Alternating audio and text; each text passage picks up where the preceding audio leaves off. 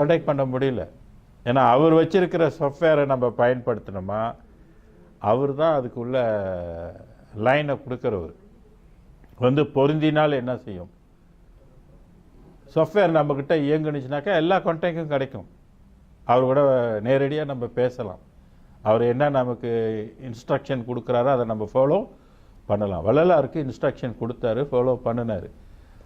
அப்போ வள்ளலாருக்குள்ள வந்து அப்போ இந்த பாடல் புரிஞ்சுக்கிட்டீங்களா? சாவதென்றும் பிறப்பதென்றும் சாற்றுகின்ற பெரும் பாவம் தன்னை எண்ணி நோவதென்று புதிதென்று என்றும் உள்ளதால் இந்த நோவை நீக்கி ஈவது மன்றிடை நடிப்போய் நின்னாலே ஆகும் மற்ற இறைவராலே ஆவதில்லை. இப்போ சில பேர் கேட்பாங்க, இறைவன்னா ஒன்றா 9 மற்ற இறைவராலேன்னு சொன்னாக்கா இன்னும் நிறையா இருக்குது. ஏகனாகவும் இருக்கிறார், அநேகனாகவும் இருக்கிறார். அதனால் நீங்கள் ஏகன் ஏகன் ஏகன்ட்டு இதில் சொல்கிறதும் அதில் சொல்கிறதும் எல்லாம் ஒன்றுன்னு நினச்சிட்டு இருந்தாக்கா யார் முட்டாளாக வருது? கடவுளோட படைப்பை நம்ம விளங்கிக்கணும். அவன் வந்து ஒருத்தனாகவும் இருக்கிறான், அவன் வந்து ஏகமாகவும் இருக்கிறார். அப்போ ஏகனாக இருக்கும்போது அந்த எல்லா இடத்துலையும் ஒவ்வொரு இடத்துலையும் அவருடைய தன்மையும் என்ன ஆகுது?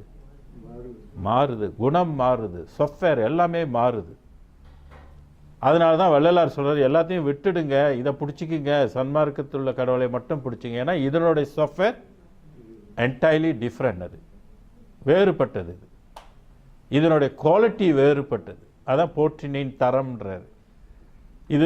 இந்த சாஃப்ட்வேர் இயக்கும்போது தான் ஒரு மனிதனுடைய வாழ்வு வந்து மரணமில்லா வாழ்வு என்று வள்ளல் பெருமான் நிர்ணயிக்கிறார்.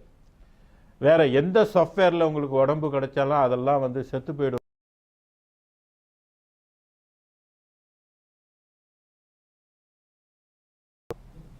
மனிதர் இறந்து போகிறத பார்க்குறோம். ஆனால் நம்ம நினைக்கிறோம் இங்கே மட்டும்தான் இறப்பு நடக்குதுன்னு. பிரம்ம வெளியிலையும் என்ன நடக்குது? அங்கேயும் இறப்பு நடக்குது. அந்த உடம்பு பெற்ற அந்த சாஃப்ட்வேர் ஒருத்தவங்களுக்கு இயங்குனுச்சுன்னா அது கிட்டத்தட்ட ஒரு 10 லட்சம் 20 லட்சம் ஆண்டுகள் வாழலாம். வள்ளலாருடைய பாடலே இருக்குது. இன்னும் அதை விஷ்ணு வெளிக்கு போனீங்கன்னா ஒரு 40 லட்சம் ஆண்டுகள் வாழலாம். அப்புறம் ஒரு 60 லட்சம், அப்புறம் ருத்ரன், அப்படியே தாண்டி போக போக 80 லட்சம், அதுக்கு மேலே வந்து 100 லட்சம், இப்படி ஆண்டுகள் வாழ்ந்து கொண்டே போகலாம். பராபரை லெவலில் அடையும் போது பல கோடி ஆண்டுகள் வாழலாம் அப்படின்றது அதுலேயும் சொல்லப்பட்டிருக்கு. இருந்தேன் காயத்தில் எண்ணிலி கோடின்னு திருமூலர். அகஸ்திய முனிவர் சொல்லலாம், அனந்தமா கோடி யுகம் என்னைப்போல் வாழலாமேன்னு. அப்போ அந்த பராபரை வாழ்வு வந்து பல கோடி யுகம் வாழக்கூடியதாக இருந்த போதிலும் கூட வள்ளலார் ஒத்துக்கல அந்த இடத்த. பல கோடி யுகங்கள் வாழ்ந்த பிற்பாடு கூட அதுக்கு என்ன வரும்னா ஒரு மரணம் இருக்குது என்ற ஒரு நுட்பம், ஒரு அறிவு, ஒரு அது என்ன சொல்லுவாங்க, ஒரு கணிப்பு வந்து யாருடைய அறிவுக்கு அது விளங்குதுன்னாக்க வள்ளல் பெருமானோட அறிவுக்கு மட்டும்தான் விளங்குது. அதனால தான் நமக்கு சொன்னார், நீ எங்கேயாவது போய் அங்கே ரொம்ப நாள் கடந்து செத்து போய் திருப்பி நீ புலவத்துக்கு வந்துடக்கூடாது, ஒன் வேயாக இருக்கணும், போனால் திருப்பி நம்ம வரவே கூடாது அப்படின்னு நமக்கு வந்து இன்னொரு புதிய ஒரு உலகத்தை நமக்கு காட்டினார். அதுதான் அருட்பெரும் ஜோதி உலகம்னார். அருட்பெரு வெளியில் அருட்பெரு உலகத்து அருட்பெரும் தளத்து மேல்நிலையில். இதை எந்த சித்தாந்தவாதிகளுக்கும் தெரிந்த உலகம் அல்ல, தெரியவும் முடியாது. ஏன்னா படி அடி வான்முடி பற்றினும் தோற்றா அடிமுடி என்னுமோர் அருட்பெரும் ஜோதின. அப்போ 10 அறிவு கொண்டு பிடிச்ச இடத்துல இருந்து நீங்கள் அதுக்கு மேலே இருக்கிற உலகத்தை உங்களால் காண அணுவளவு கூட முடியாது. அதான் அடிமுடி என்னுமோர் அணுத்துணையேனும் அணுத்துணை கூட அறிய முடியாதுன்றார். இதுதான் மிகப்பெரிய ஒரு வியப்பாக இருக்குது. சித்தர் உலகத்துக்கே, சித்தர் வாசிகளுக்கெல்லாம் ஞானிகளுக்கெல்லாம் தெரியாத ஒரு உலகமாக இருக்குது. இப்போ இந்த உலகத்துக்கு போகணும்னா கடவுள் இன்னொரு சாஃப்ட்வேர் வச்சிருக்கிறாரு. இந்த சாஃப்ட்வேர் வந்து நமக்குள்ளே புகுந்து நம்மளை இயக்குனாதான் நம்ம வந்து போக முடியும். சாஃப்ட்வேர் இன்றைக்கி டவுன்லைன் ஆயிடுச்சுன்னா என்ன செய்ய முடியும்? ஒன்றுமே கான்டாக்ட் இல்லைன்னா என்ன செய்ய முடியும்? இயக்க முடியலைன்னா அதை வச்சு ஏதாவது யூஸ் பண்ண முடியுமா? யூஸ் பண்ண முடியாது. அதுபோல் நம்மலாம் எந்த முதல்ல உள்ளதும் வேலை செய்யலை, இப்போ உள்ளதும் வேலை செய்யலைன்னா நம்மலாம் உய்ய முடியுமா? உய்ய முடியாது. அதனால் வள்ளல் பெருமான் வந்து இந்த உலகத்தில் வந்து பிறந்து அந்த ஒரு புதிய உலகம், புதிய யூனிவர்சல், புதிய கிங்டம், அதான் உண்மையான காட் கிங்டம் சொல்கிறது. அங்கே வந்து மனிதனாக போக முடியாது. அசுத்த நிலையோடு நம்ம போக முடியாது. ஏன்னா இது அண்ட துரிசு, அகில துரிசு, பிண்ட துரிசு, பேர் உயிர் துரிசு எல்லாம் அழுக்கு பிடிச்சி கிடக்குது. அழுக்கு பிடிச்சதோடு நம்ம போக முடியுமா? ஐயரை கூப்பிட்டு சுத்தம் பண்ணி போக முடியுமா? ஐயரை கூப்பிட்டு யாகம் பூஜையெல்லாம் செஞ்சுட்டாக்க சுத்தமாயிருமா ஆத்மா? பஞ்ச காவியெல்லாம் போட்டு ஊட்டினாக்கா உள்ளுக்கு இருக்கிற மாசுலாம் நீங்குமா? ஒன்றும் நீங்காது. அப்போ சுத்தி செஞ்சு போகணும். எப்படி சுத்தி செஞ்சு போகிறது? அப்போ இறைவன் அருட்பெருஞ்சோதி ஆண்டவர் நமக்குள்ள என்ன செய்ய வேண்டும்னா கலக்கணும். அதான் திரு விளங்க சிவயோக சித்தி. சிவயோகம் விளங்கணும். சிவயோகம்னா இறைவன் நம்மளோட கலப்பது. சைவ சித்தாந்தத்தினுடைய சிவயோகம் வேறு, சன்மார்க்கனுடைய சிவயோகம் வேறு. சில பேர் நினைக்கிறாங்க சோறு போடுறது மட்டும்தான் யோகம்லாம் ஒன்றும் இதில் இல்லை, வள்ளலார் யோகம்லாம் வேணான்ட்டாரு அப்படின்னு சில பேர் நினைக்கிறாங்க. ஆனால் சிவயோகம் இருக்குது. அது யாருக்கு இருக்குது? சிவயோகம் இருக்குது. யாருக்கு இருக்குது? இல்லறத்தாளுக்கு அது இல்லை. அது யாருக்கு வச்சிருக்கிறாரு?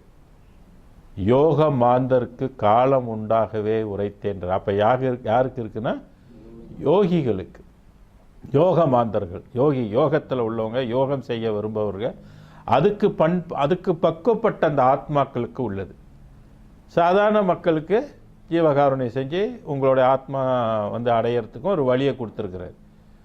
ஆனால் யோகம் இல்லைன்னு நம்ம சொல்ல முடியாது, தவம் இல்லைன்னு நம்ம சொல்ல முடியாது. ஏன்னா தவத்தை பற்றி வள்ளல் பெருமான் சொல்லியிருக்கிறாரு. தவத்தினால் நான் பெற்றேன் என்றும் சொல்லியிருக்கிறாரு, நான் தவம் செஞ்சேன்னு சொல்லியிருக்கிறாரு. அது எவ்வளோ கடுமையானதுன்னு வள்ளலார் இங்கே வைக்கல. ஏன்னா எல்லாம் பயந்துருவோம், வரமாட்டோம், ஓடிடுவோம்னு சொல்லிட்டு அதை வைக்கல. ஏன்னா தவம் பற்றி யாருக்கும் தெரியாது. அது எப்படி பண்ணுறது, அதுக்குள்ள ஒழுக்கம் என்ன, அதுக்குள்ள உணவு என்ன, அதுக்குள்ள நேரம் என்ன. இந்த 6 காலம்லாம் யாருக்கு கொடுத்துருப்பாரு? இப்போ நம்ம மாதிரி குடும்ப பொறுப்பில் உள்ளவனுக்கு 6 காலம் கொடுத்துருப்பாரு? யோசனை பற்றி பாருங்கள். 6 காலம் பூஜை கொடுத்தா நம்மளாம் எங்கே இருக்கிறோம்? காலையில் நீங்கள் போனீங்கன்னாக்கா எத்தனை மணிக்கு வீட்டுக்கு வரீங்க? நீங்கள் 6 காலம் பூஜை செய்ய முடியுமா? அப்போ யோசிக்கணும். அதை யாருக்கு கொடுத்துருப்பாரு? அவசியங்களுக்கு கொடுத்துருக்கிறாரு, யோகிகளுக்கு கொடுத்துருக்கிறாரு. யோகி போய் 6 காலம் வெளியிலலாம் நம்மளை மாதிரி போய் பணம் தேடிட்டு யோகி இருக்க முடியுமா? யோகி இருக்க முடியாது. யோகிகள் அவனோட வேலையே என்னவா இருக்கும்? பிறப்பை ஒழிப்பது. அது மட்டும்தான். வள்ளலார் சத்தியம் பண்ணுறாரு. சார் உலக வாதனையை தவிர்த்தவர் உள்ளகத்தை சத்தியமாய் அமரும் உத்தம சர்க்குருன்றாரு. அப்போ அதுக்கு என்ன மாதிரி வேகம் இருக்கணும், எவ்வளோ நோக்கம் இருக்கணும். இப்போ தவத்துக்குன்னு ஒரு வழி இருக்குது பாருங்க. அந்த இதுக்கு இறைவன் கலக்கணும். உள்ளுக்கு நம்மளோட சிவயோகம் நமக்கு சித்திக்கிறோம். அப்போ யோகம் என்பது அருட்பெரும் ஜோதி ஆண்டவர் ஒளியை நமக்குள்ள பொருத்தணும். பொன்னடி என் சென்னியிலே பொருந்த வைத்த தெய்வம். பொருந்த வைக்குது பாருங்க. அந்த மாதிரி பாடுகின்ற உள்ளத்தை கூடுகின்ற தெய்வம் கூடணும். கூடும் கருணை திருக்குறிப்பை இற்றைய கருத்தை குறிப்பித்து வாடும் சிறியன் வாட்டமெல்லாம் தீர்த்து வாழ்வித்தோம். அந்த கூடும் கருணை நம்மளோட என்ன செய்யணும்? இறைவன் கலக்கணும். அப்படி கலந்தால் என்ன பிடிக்கும்? கரு பிடிச்சிரும். எப்படி கரு பிடிச்சி வந்தோமோ அந்த மாதிரி கரு பிடிச்சி போகணும். அதான் யோகம், இல்லைங்களா?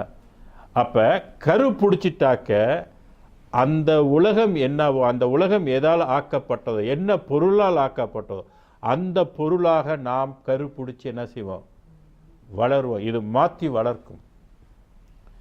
எப்படி இப்போ சாதாரண இந்த பராபரையில் இருக்கிற அந்த சொஃப்ட்வேரு கருப்பைக்குள்ளே போனோடனே தாயினுடைய ரத்தத்தை எடுத்து எப்படி இந்த உடம்பை வளர்த்துச்சு யாருக்கும் தெரியாதானே?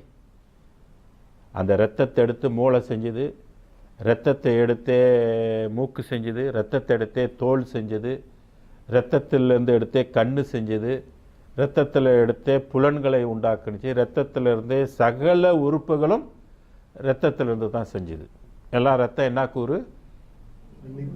தண்ணி கூறு. அப்போ தண்ணி கூறிலிருந்து மண் கூரை நமக்கு செஞ்சு கொடுத்துருச்சு. அதானே உண்மை? மண்ணாலான உடம்பு தானே. அதுக்கு இன்னொரு சாஃப்ட்வேர் வேலை செஞ்சுருக்குது பாருங்க. விண்கூரையும் செஞ்சுருக்குது மனம். மனதையும் செஞ்சிருக்கு. ஆனால் அந்த மனதை பார்க்க முடியாது. மண்ணு செத்து போயிடும், விண்ணு செத்து போகுது. அப்போ இந்த சாஃப்ட்வேரில் இருக்கிற அந்த நுட்பம் வந்து என்னன்னாக்க, இந்த உலகத்தில் மனுஷன் வாழ்கிறதுக்கு மண்ணோடமும் வேணும், இவன் வீடு பேறு பெறுவதற்கு மனதும் வைக்கணும், இவன் நம்மளை கான்டாக்ட் பண்ணுறதுக்கு, நினைக்கிறதுக்கு, வழிபடுறதுக்கு, வேண்டுறதுக்கு இவனுக்கு மனம் வேண்டும். அதனால தான் 1 to 5 அறிவுகள் வேண்ட முடியாது, அதுங்க வீடு பேறு பெறவும் முடியாது. ஆனால் மனிதன் அப்படி அல்ல. மனிதன் எங்கே போகலாம்? விண்ணுக்கு அவன் போகலாம். அப்படின்றதுக்க விண் என்ற ஒரு லோவர் நேச்சரையும் அவனுக்கு அமைச்சு கொடுத்துருக்குது. அதுதான் அஞ்ஞான வெளி. அப்போ அஞ்ஞான வெளியை எப்படி செஞ்சுருக்கோம்? எதுலேருந்து எடுத்து செஞ்சுருக்கோம்? அதே தத்துவத்திலேருந்து தான்